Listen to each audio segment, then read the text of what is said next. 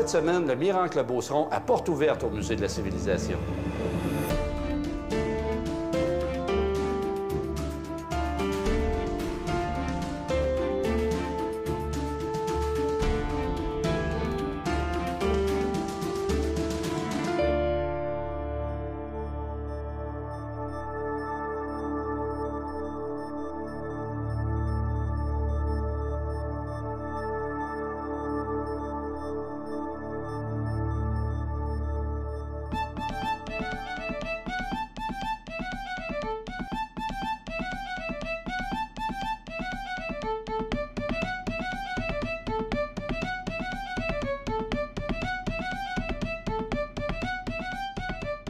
Nous sommes dans la réserve du Musée de la Civilisation, dans la section de la céramique, qui regroupe plus de 8000 pièces.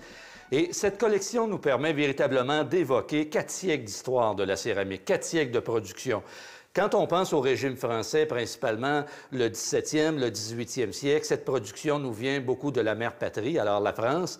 Mais par la suite, après la conquête, on voit véritablement la faïence anglaise envahir le marché ici et s'organiser aussi ce qu'on pourrait appeler un noyau dur, un embryon de production locale autour du bourg Saint-Denis, dans la vallée du Richelieu. Alors, ce regroupement de potiers qui va nous donner véritablement notre première production.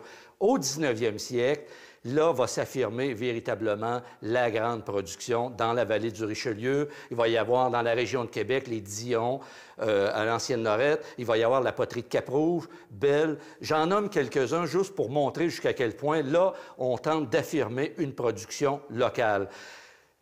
Vers 1880, on va surtout retrouver de la porcelaine, de la faïence, de la semi-porcelaine anglaise qui va être sur le marché. Et là, évidemment, c'est la transformation de la société, c'est l'urbanisation de la société.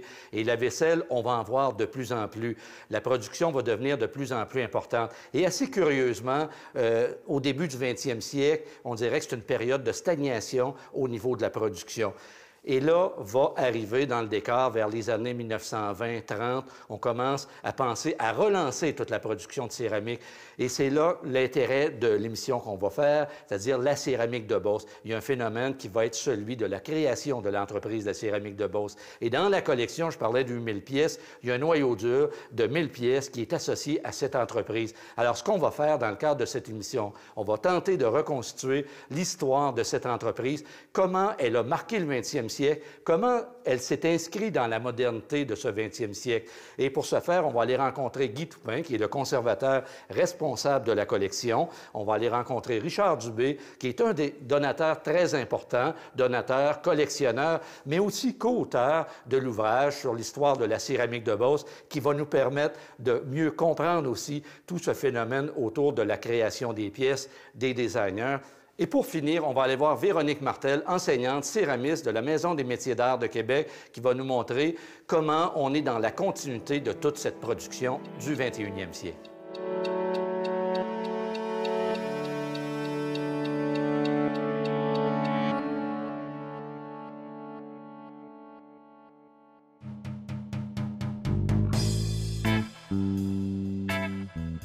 Alors, nous sommes vraiment au cœur de la collection de la céramique de Beauce, c'est-à-dire les premières heures, les prémices de cette grande entreprise. Et les pièces qu'on va voir, ce sont véritablement les premiers modèles qui ont servi aux étudiants. Parce que là, on est au début de l'école, on n'est pas encore dans l'entreprise de la céramique de Beauce. On n'est pas encore dans l'entreprise de la céramique de Beauce. On est en train de créer les modèles. On crée les modèles et on forme les étudiants. On est à peine au sortir de la crise économique de 1929.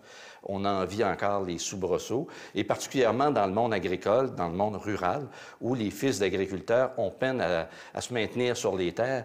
Et c'était le cas dans la Beauce, je pense. Dans la Beauce, c'était beaucoup plus criant parce qu'on avait beaucoup besoin de main-d'œuvre aux États-Unis.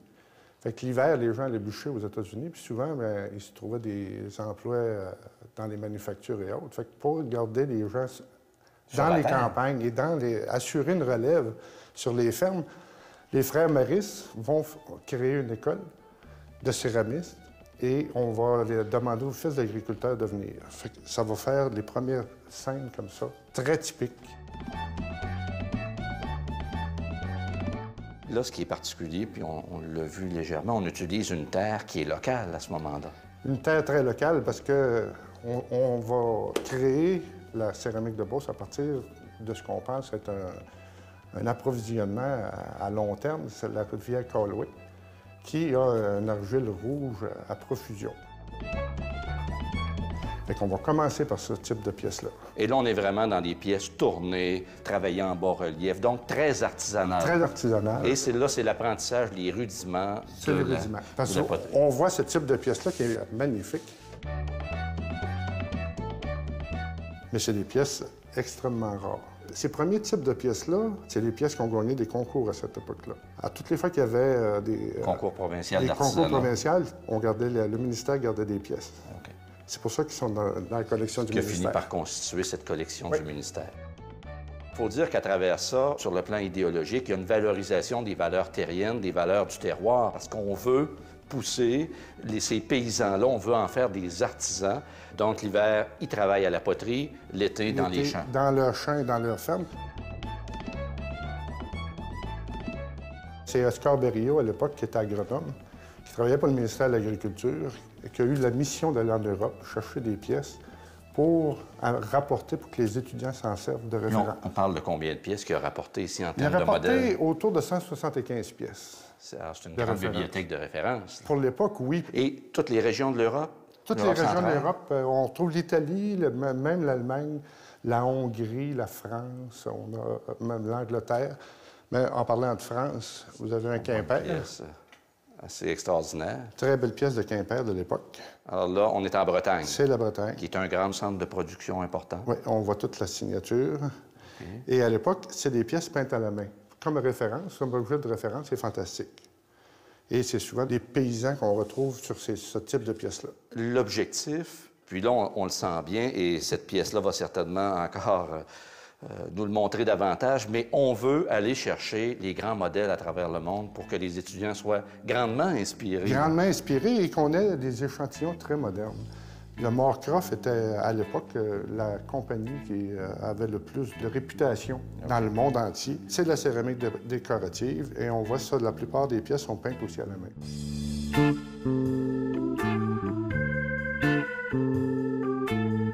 Il est arrivé quelque chose de particulier suite à l'émission de l'année dernière sur les textiles par rapport à la collection de la céramique de Beauce.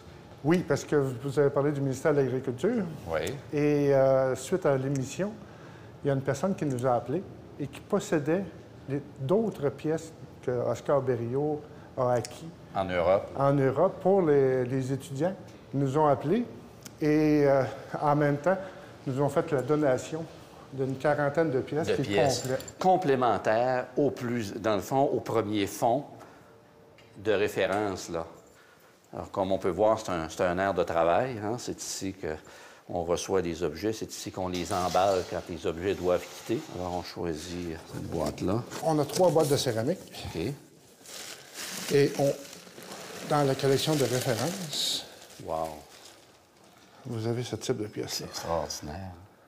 Et comme les autres qui sont sur les tablettes et ont été marqués au stylo de feutre à l'époque. Et c'est pour cette raison-là qu'on les reconnaît et on sait qu'ils viennent vraiment de là. Qu'on est capable, effectivement, d'établir la paternité de...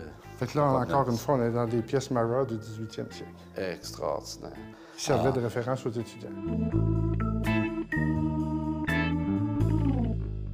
On a une pièce ici, Guy, qui nous permet de faire une transition importante entre la formation de la céramique de Beauce, c'est-à-dire de l'école, et de l'entreprise. Hein? C'est comme Ça, c'est la pièce charnière. Okay. Ça, les étudiants viennent d'acquérir leur formation.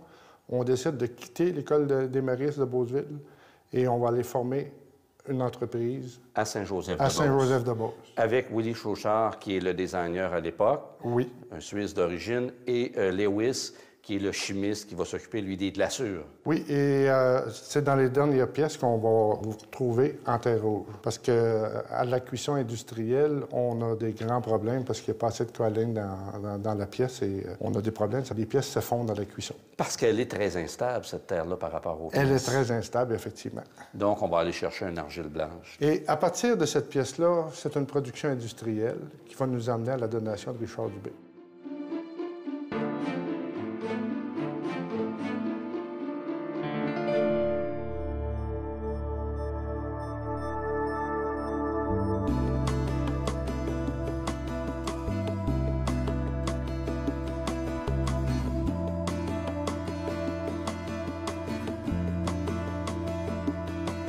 Et là, ce qu'on voit, justement, la donation de Richard Dubé se situe véritablement dans cette période-là. C'est la production industrielle au grand complet. On a des échantillons qui couvrent presque tout l'ensemble. C'est 700 pièces qui vont nous montrer à peu près des petites merveilles, autant des designers que des gens, parce qu'il y a beaucoup de vases à fleurs, des choses comme ça. Fait que là, on arrive avec la collection de Richard qui nous montre effectivement tout l'éclat. Parce que là, on veut concurrencer des entreprises américaines comme McCoy. McCoy, toutes ces grandes entreprises qui sont présentes sur le marché, on a décidé d'aller les concurrencer sur leur terrain. Sur leur terrain, parce que ce type de pichet-là, ici, véritablement, McCoy en a fait des identiques. Oui, absolument. Fait que là, on va recommencer, puis vous voyez de la variété de couleurs, c'est la même variété que vous retrouvez chez McCoy. Et Richard Dubé a tenté d'aller chercher des exemples, vraiment des exemples, de chacun des modèles qui ont été créés dans cette période-là. Qui ont marqué les périodes. Alors, on sait que la céramique de Beauce a besoin de nouveaux débouchés, a besoin d'user d'imagination pour se positionner sur le marché. Et dans les années 50, il y a effectivement tout un potentiel, c'est-à-dire le potentiel des commerces, des objets promotionnels. Et ça, c'est la donation Richard Dubé qui nous permet de rendre compte. Oui, ça, c'est toute la partie industrielle de la céramique de Beauce. Et effectivement, les objets de promotion, là, je pense que presque toutes les compagnies au Québec ont passé à la céramique de Beauce à faire des objets de promotion. Qu'on pense à Snowjet, à l'époque, hein? L'incontournable Gâteau Vachon. Gâteau Vachon, ça, on est dans la Beauce, d'ailleurs, le château fort de la céramique. Et on ne peut pas passer à côté. La Bonhomme Carnaval, ils en ont fait de plusieurs modèles, mais celle-là, c'était pour Craveney, qui était le commanditaire officiel à l'époque. Imaginons, à l'époque, associer le Bonhomme Carnaval, une personnalité publique, à la cigarette. Aujourd'hui, dans les années 50, 60, il n'y a aucun problème.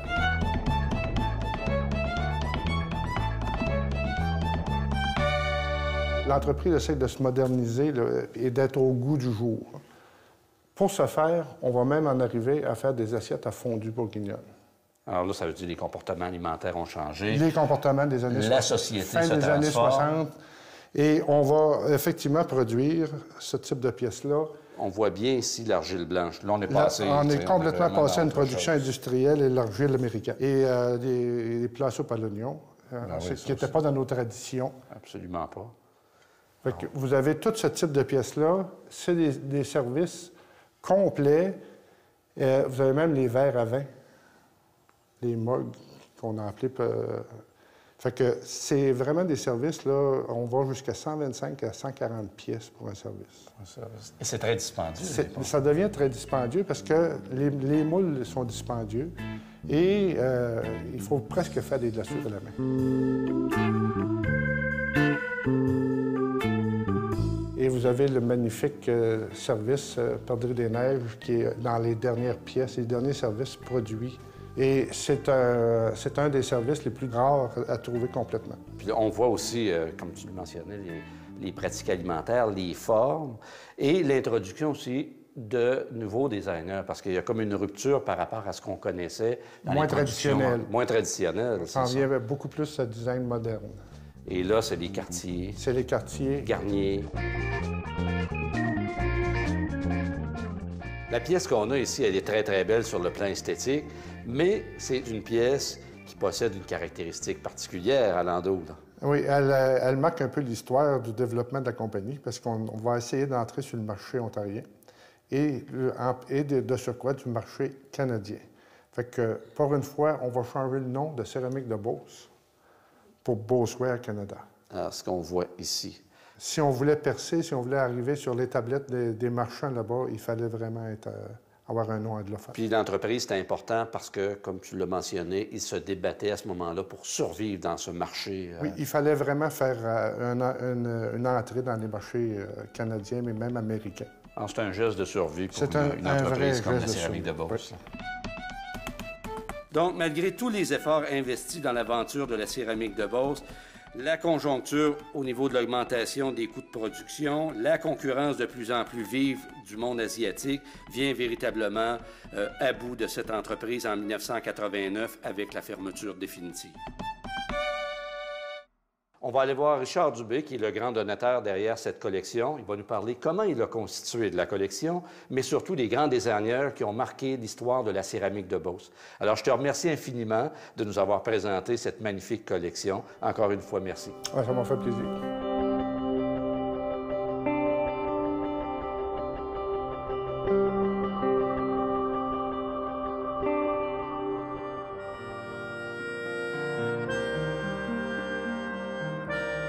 Je suis en présence de Richard Dubé, donateur, collectionneur et co-auteur du livre sur l'histoire de la céramique de Beauce au Québec. Comment on devient à la fois collectionneur et passionné de la céramique de Beauce? Ça vient pas spontanément? L'intérêt pour la céramique de Beauce est venu par l'intermédiaire d'un certain nombre de personnes qui s'y étaient intéressées et qui développaient des collections.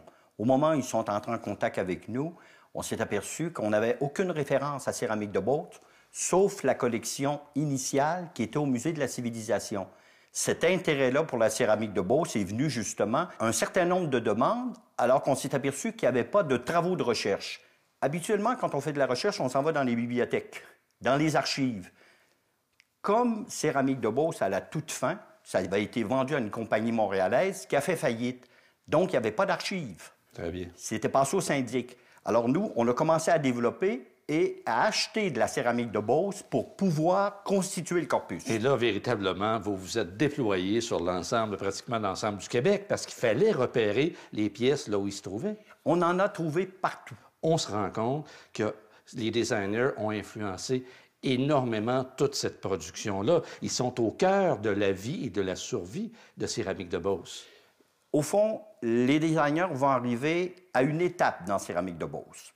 Parce que dans les 50 ans d'histoire, si on avait à établir un parallèle avec l'histoire du Québec, bien, on s'aperçoit que la période de la guerre amène la fondation parce qu'on va former des jeunes artisans, campagnards, pour leur donner un métier qu'ils vont exercer, vous l'avez vu, pendant l'hiver. Mais le démarrage se fait avec des professionnels qui ont marqué céramique de Beauce. Là, on parle de Chauchard, Lewis... Ça, c'est les tout débuts, là. Les tout débuts. Chauchard va diriger pendant presque 25 ans. Lewis sera le premier chimiste suivi de Bourret, 2 chimistes en 50 ans. Et là, c'est important sur les glaçures. Ça, toute l'histoire des glaçures aussi.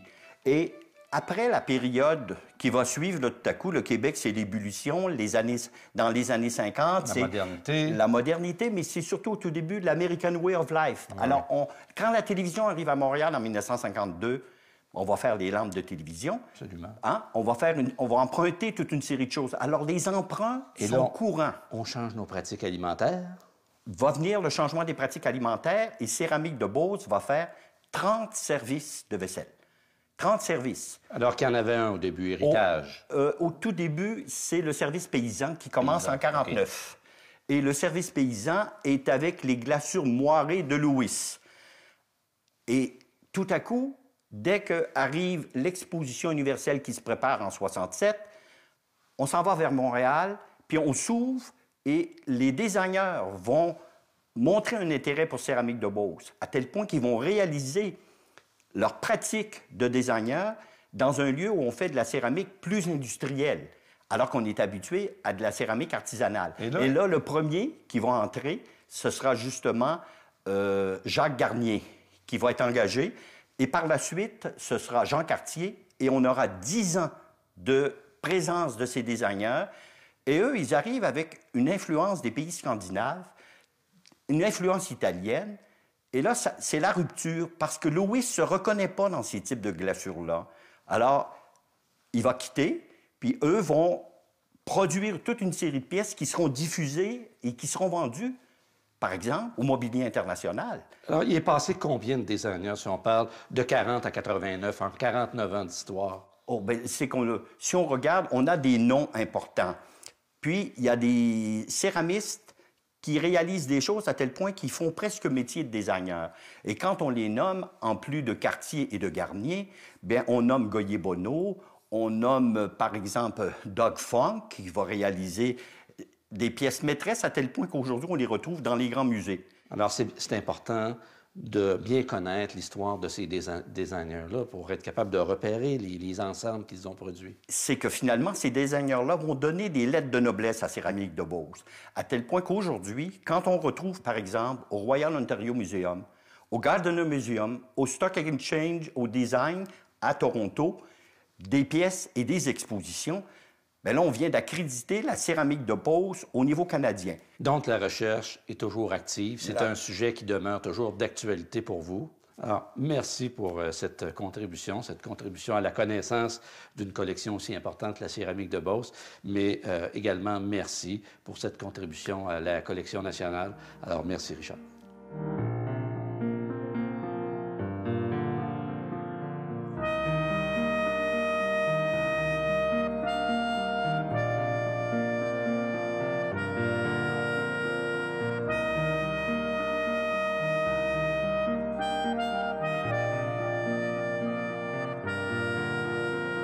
Nous sommes présentement à la Maison des métiers d'art de Québec, dans le quartier Saint-Roch, le nouveau quartier Saint-Roch, le quartier consacré aux nouvelles technologies.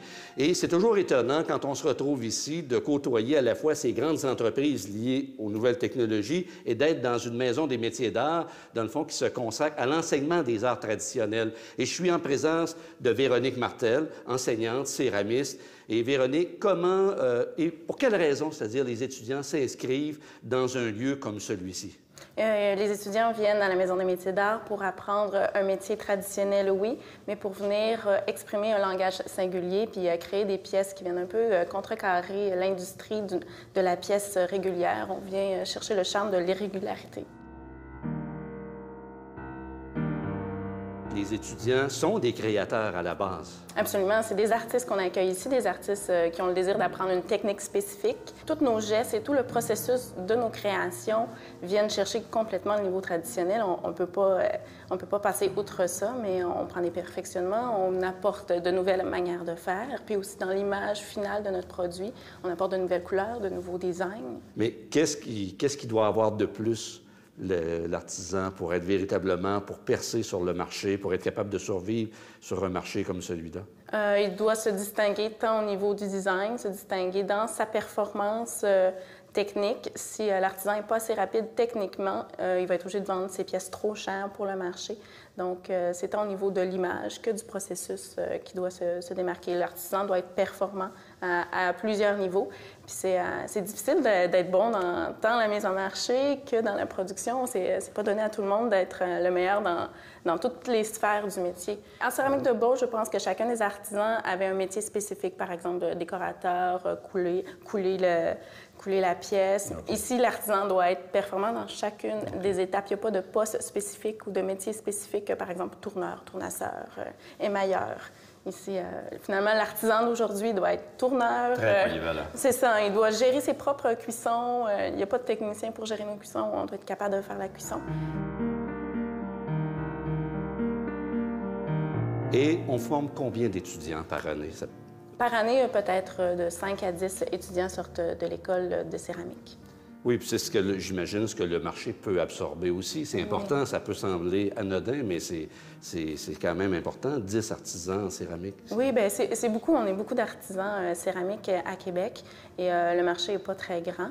Donc, il faut miser sur la mise en marché pour pouvoir se démarquer, vendre nos pièces. Le bassin de Québec est petit pour répondre à la masse de création de nos créateurs céramiques. Donc, il faut trouver des stratégies pour exporter notre travail, pour vendre notre travail, soit par regroupement, des ventes événementielles, par exemple.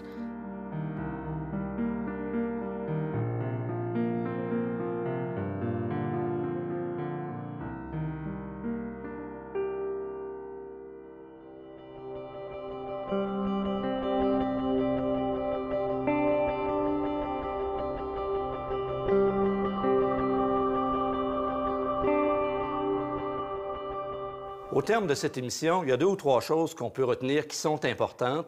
Et sans doute, la première, c'est comment l'élite à l'époque a voulu créer une entreprise, mais une entreprise avec une production qui nous ressemble, une production d'ici qui se démarque et en même temps qui met un frein à l'invasion des produits industriels étrangers. L'autre aspect, c'est le modèle économique, sur la façon dont on l'a créé. Imaginez, on est en 1940, on crée un modèle coopératif qui va nous amener jusque dans les années 70-80, parce que même si l'entreprise a fermé ses portes en 89 parce que l'invasion de la céramique de l'Asie devenait trop importante, trop lourde, il en demeure pas moins qu'en 80, la céramique de Beauce a été la plus grande entreprise de céramique au Canada. Et ça, malgré un modèle économique très différent de ce qu'on retrouvait en Amérique du Nord, il en demeure pas moins que le céramique de Beauce a reconstitué dans l'histoire du Québec un modèle industriel et économique sans précédent.